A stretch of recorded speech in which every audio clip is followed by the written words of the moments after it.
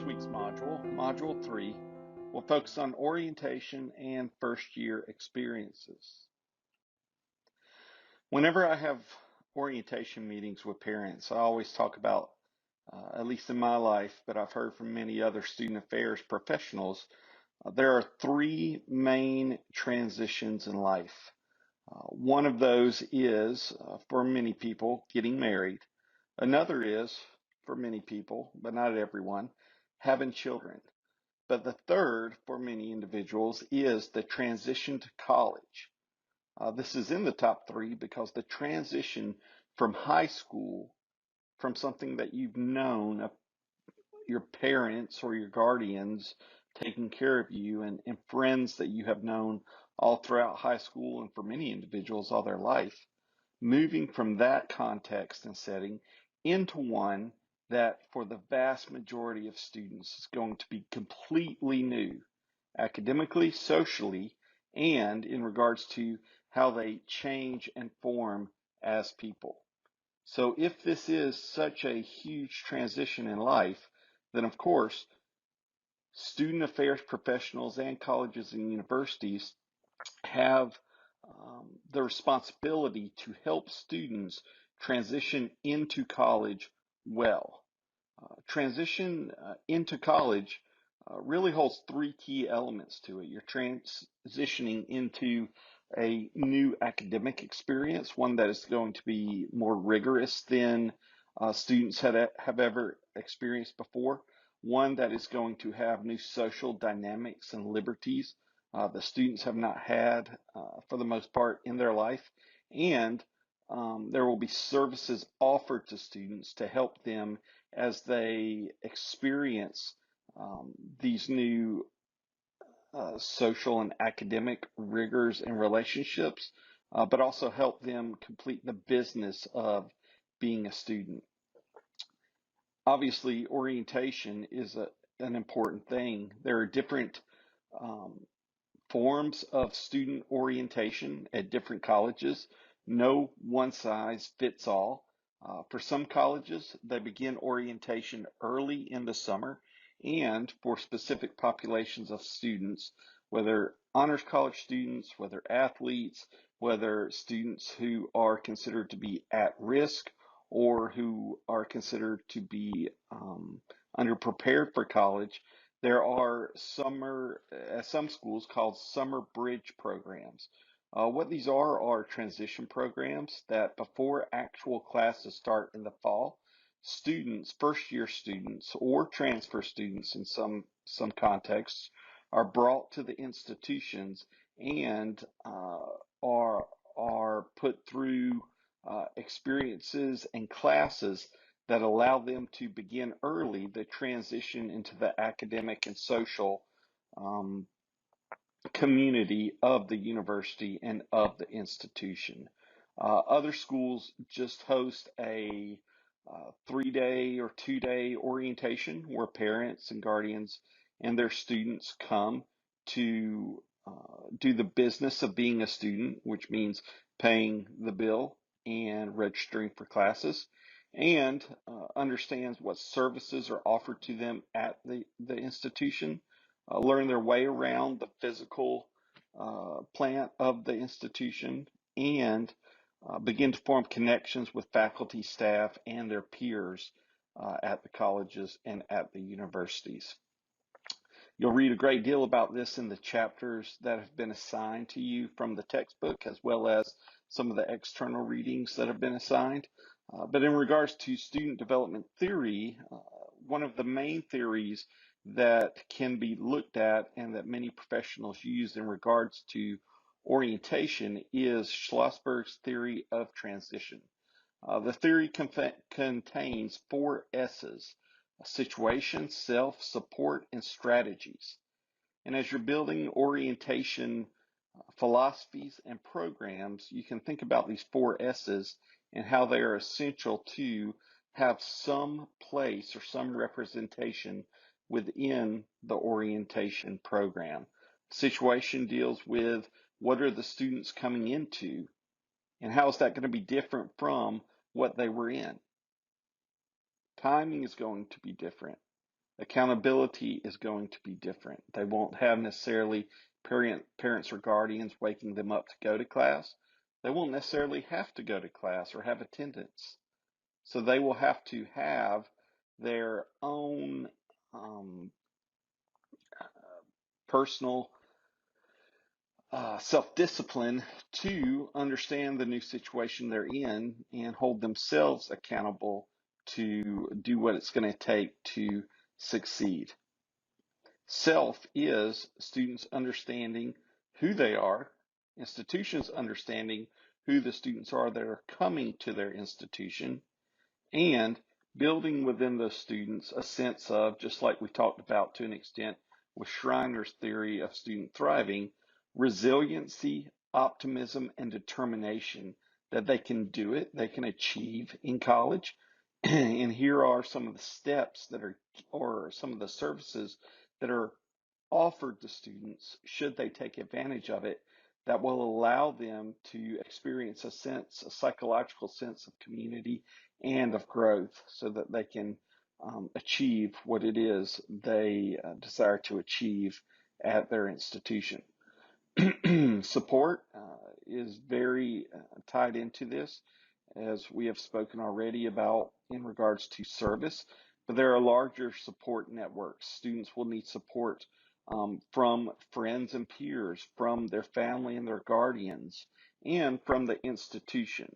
As again, this for most students will be a brand new chapter in life, but one that they may have tools to succeed in, but they have not necessarily actually experienced before. And then finally, giving students strategies or coming up with strategies that institutions can put into place that kind of in the background support students for them to manage stress, have good time management, understand and further build out their concept of who they are, of meaning in life, and of how what they are learning in the classroom and outside the classroom connects with what their calling is, um, and allows for them to develop flexibility and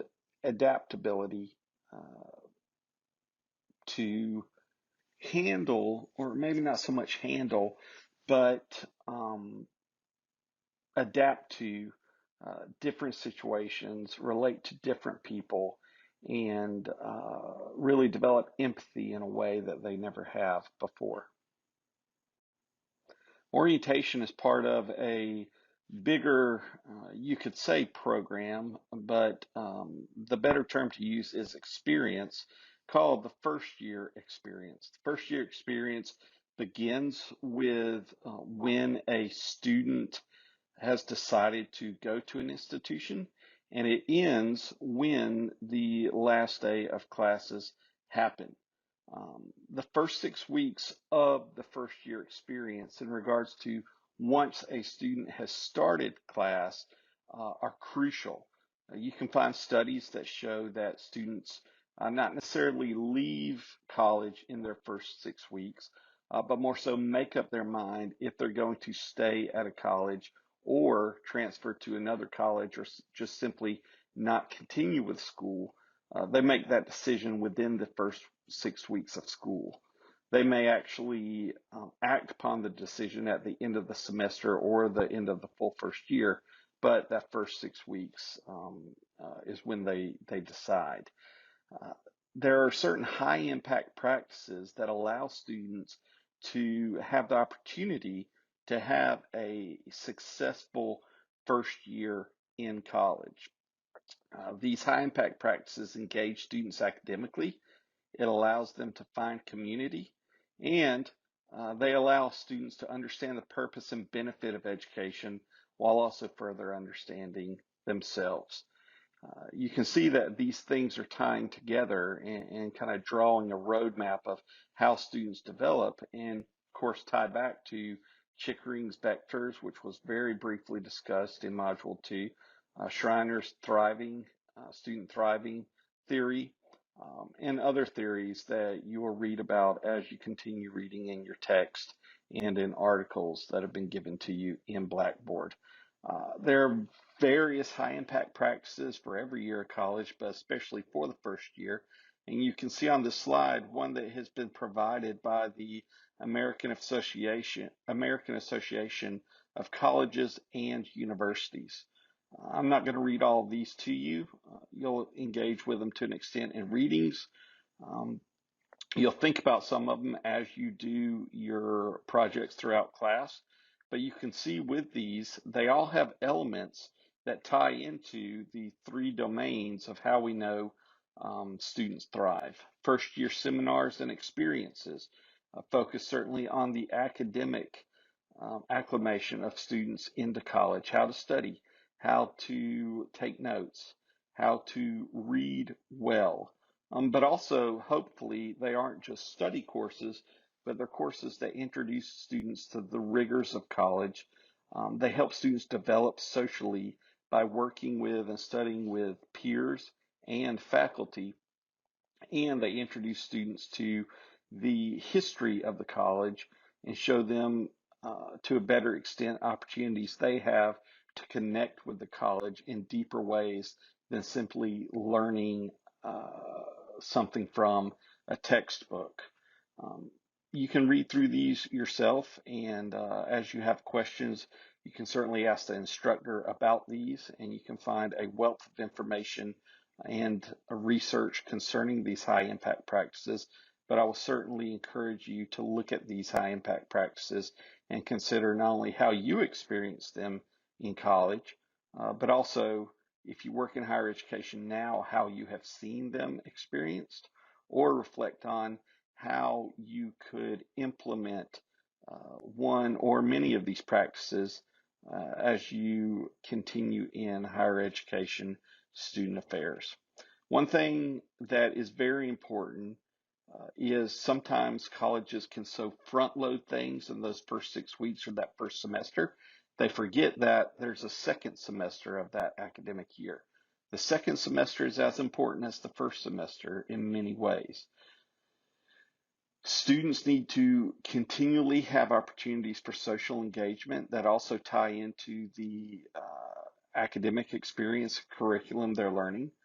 They need to bond with and learn from faculty outside of the classroom in the second semester, and they need to continually shape and hone not only their strengths but also their calling in regards to what they want to do professionally and how their collegiate experience at the college or university where they're attending is going to allow them to do that.